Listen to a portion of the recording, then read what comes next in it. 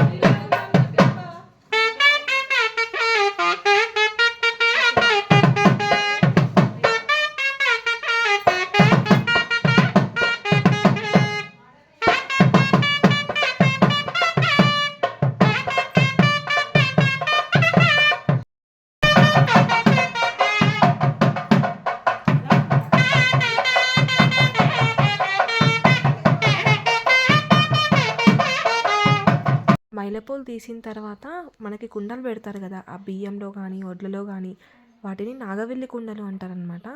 వాటిని మనం పెళ్లి పందిరికి తీసుకొని వెళ్ళాలి. అలాగే ఈ దారం చుట్టూ పెట్టేసేస్తారు. ఆ దారాన్ని మనం ఇంటి ముందు వేసిన పచ్చని పందిరిలో ఆ దారం పైన కట్టేసిస్తారు. దానికోసం అనేసి పెళ్లి బియ్యం కలుపుతున్నారు పెద్దవాళ్ళు అనేసి. పెళ్లి బియ్యం కలిపేటప్పుడు మనం పెట్టాలి. అలా అయితే అందరూ కలిపినట్టు అవుతుంది. సో అందరూ కలిపేశారు బియ్యం. ఆ తర్వాత పెళ్లి కూతురికి పూజ ఇంట్లో చేయించుకొని పందిరికి తీసుకెళ్ళడానికి రెడీ అవుతున్నాం. పంతులు గారు అయితే కొంచెం లేట్ అయినా సరే వచ్చేసి ఫాస్ట్గా పూజ కంప్లీట్ చేశాడు. మేము పెళ్లి టైంకి అవ్వాలి అనుకున్నాం కాబట్టి అసలు నైట్ నిద్ర కూడా పోలేదు. అలా పోలేదు కాబట్టే ఇంత ఫాస్ట్గా వర్క్స్ అన్నీ అయిపోయాయి. పెళ్లి కూతురు కూడా రెడీ అయిపోయింది. జస్ట్ తను ఫంక్షన్ హాల్కి వెళ్ళి మంచిగా రెడీ అయ్యి పందిట్లో కూర్చోవాలి అంతే. ఇంట్లో మనం ఐరన్లు తీసుకొచ్చిన తర్వాత ఐరన్ల పూజ చేయిస్తాం కదా పెళ్లి కూతురుతో. అలా ఈ ప్రాసెస్ అంతా కంప్లీట్ చేసుకొని మేము నెక్స్ట్ ఫంక్షన్ హాల్కి వెళ్ళాం. ఈ సైడ్ కూడా ఇలానే చేస్తారు. అన్ని పద్ధతులు కంపల్సరీ చేసిన తర్వాతనే పెళ్లి కూతుర్ని బయటికి పంపిస్తారు కదా. మేమైతే రెడీ అవ్వడానికి కూర్చున్నాము. ఒక్కొక్కరు మెల్లగా రెడీ అవుతున్నారు. వీడియో నచ్చితే ఒక్క లైక్ ఇవ్వండి. అలాగే సబ్స్క్రైబ్ చేసుకోండి. Thank you for watching.